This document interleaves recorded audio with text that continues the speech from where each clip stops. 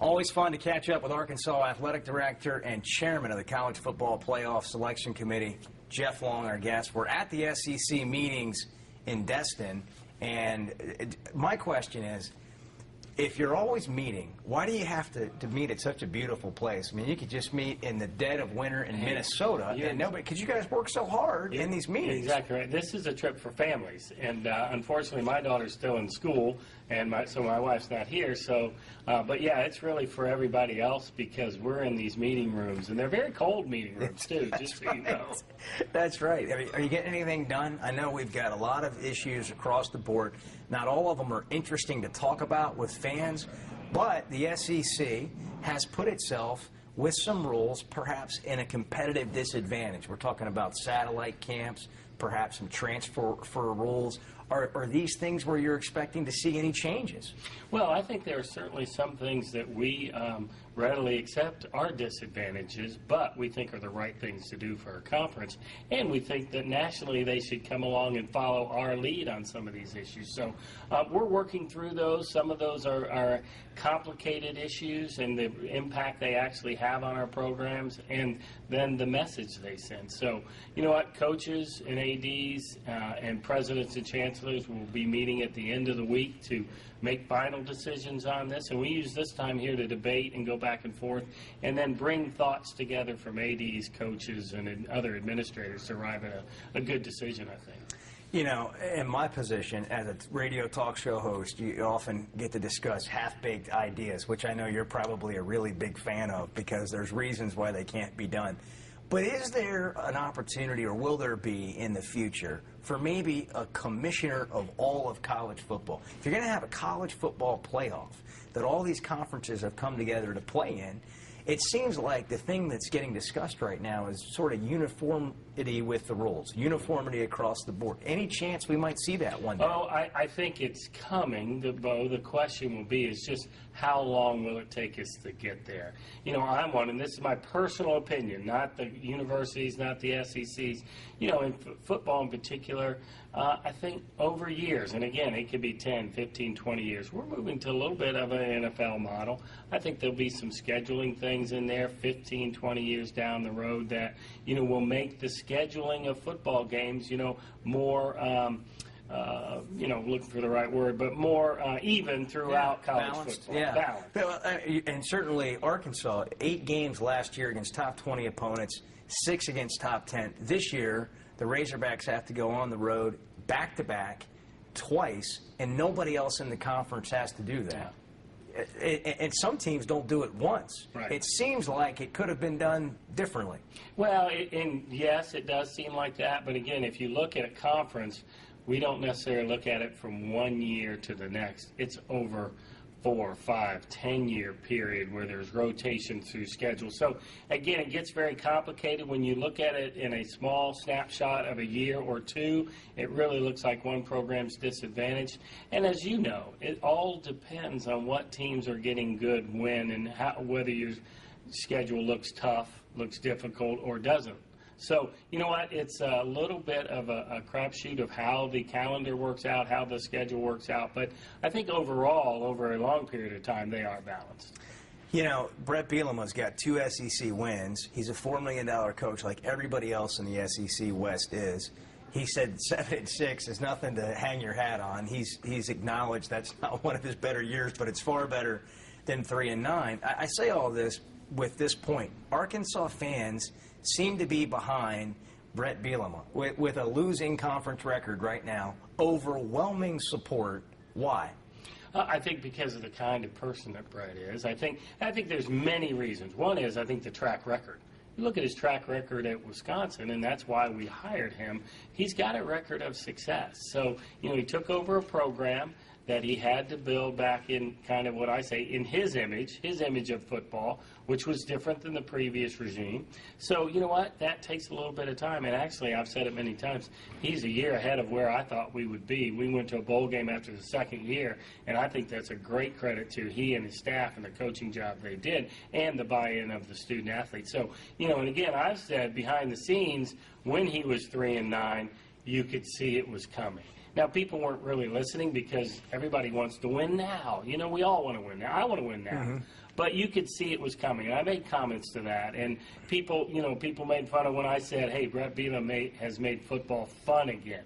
We weren't very good. We were 3-9. But you know what? That was translating into building a program. And you know what? 2 years in, I think he's building the program the right way we want it, and that will be sustained success at a high level in the toughest division in the toughest conference in America. Well, and the Razorbacks were among the best teams when it came to fan increases this past season, when most of college football is going down. We've talked before about some challenges in getting fans to come to games. Why did you have an increase last year?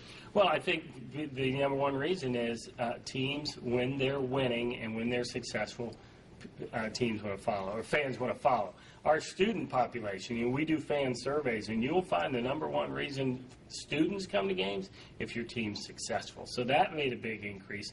And then it's momentum. It's the feel that our program is coming. It's on the upswing. We're not there yet, as Brett would tell you, but we're going in that direction. And when there's that momentum, people want to come and be at the stadiums and be in the games.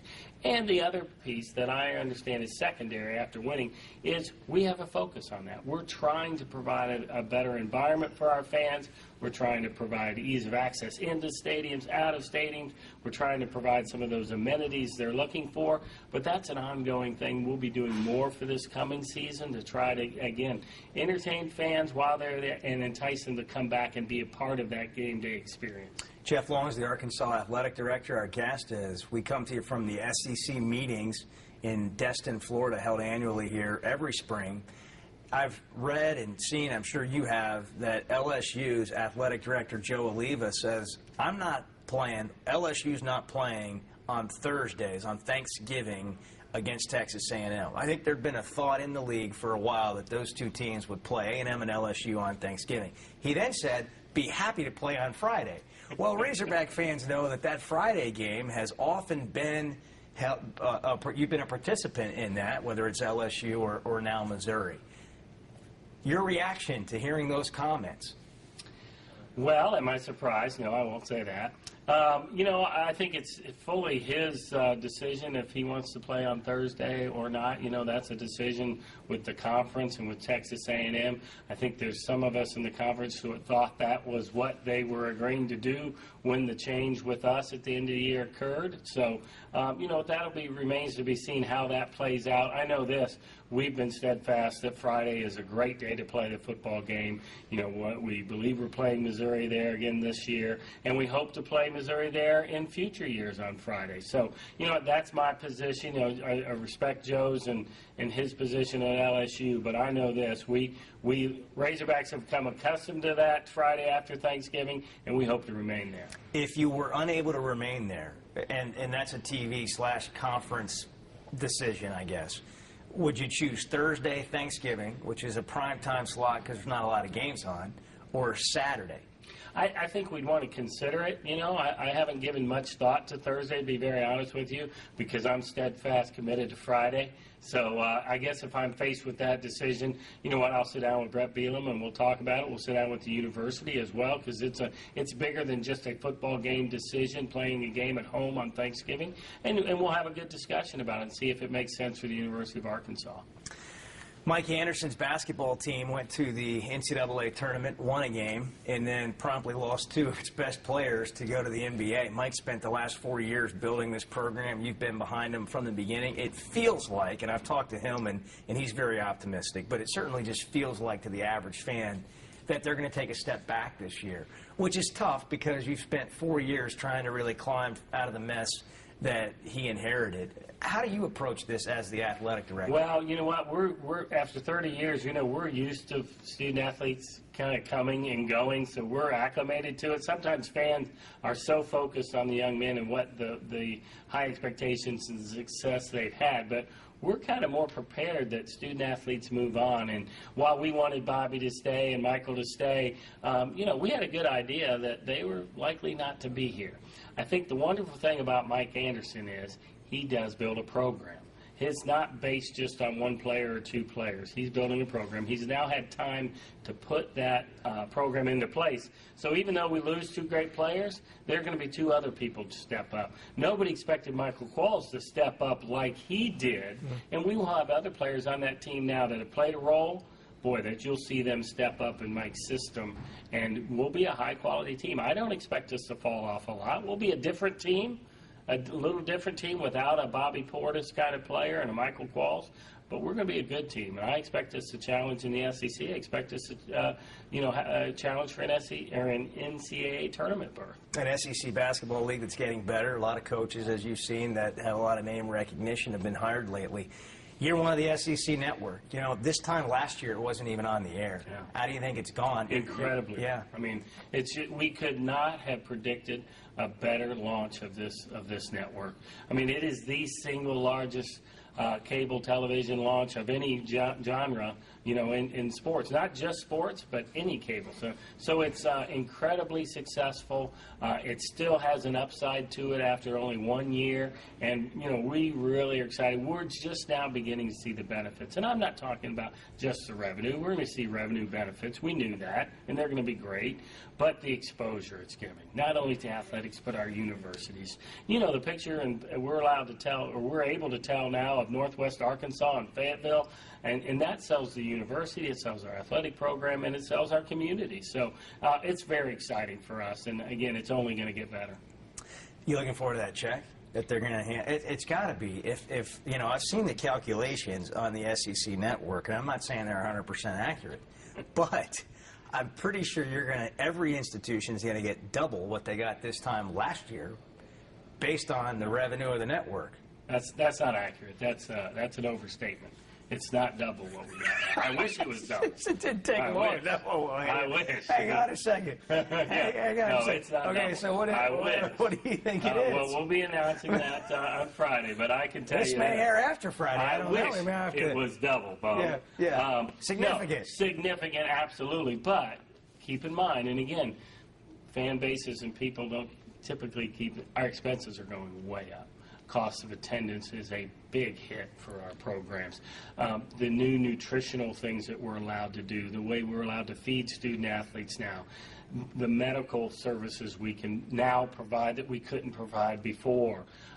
Those are all big expenses that are hitting right now. I don't know what we would do if we hadn't had the network come in at this timing. For SEC, the timing is perfect because we got the revenue at the time the expenses are coming. Not every conference can say that. What does it look like in this culture that we're moving into that is more student-athlete beneficial? How's that? What does that look like? Well, it's hard to explain it because some of it's still working its way out. But student athletes are going to have more. They're going to have more money in their pockets. So when you hear people talk about for years how they don't have money for a pizza or they don't have money to go to movies, they're going to have that as long as, just like everybody else, they budget and use their funds wisely. One of the things we have to do, we feel like we have to do in intercollegiate athletics now, is better educate our own young people how to budget and spend their money they're going to have now, and that's what a regular student has to do as well. But now we're going to be putting some money in their pockets that they haven't had in the past, and we're going to help educate them. If they're wise and they're smart and they use their money wisely, instead of leaving with school with a debt like many of us did, they're going to leave with money in the bank. And that's a culture change. That's a different for us. So we've got to manage that, and it won't be figured out in the very first year. We'll be working through that in the years to come. Jeff, how do you handle this full cost of attendance stipend that scholarship athletes are going to get now? If you've been reading anything on this, you've probably seen, some schools are $5,000. That's what they're going to get with their scholarship. Some schools are $2,500. Yeah. That sounds like if you're recruiting me, which I know you wouldn't recruit me, but if you did, and somebody else did and they had more to give, that's a challenge for a coach in recruiting. It's a challenge, but you know what, Bo? It's the new It's the new direction. It's the new way it is. And it's difficult for some coaches and administrators to get their hands around this and say, wait a minute, that's a competitive advantage for this school to have more cost of attendance. But that's the world we live in. That's not going to change. As long as the federal laws are the way they are, that's not going to change. So it's the new expectation. It's the new reality. That's what I'm looking for. It's our new reality. And we've accepted that. I've accepted that. We've got to deal with it. We need to just benefit our student athletes the best way we can to provide them a quality experience. And you know what? Even though some school might offer a little bit more money, you know what? We're going to offer you a much better experience here at the University of Arkansas. And that's just our new reality. Jeff Long, the Arkansas Athletic Director, always good to see you. Appreciate the time. Thank you.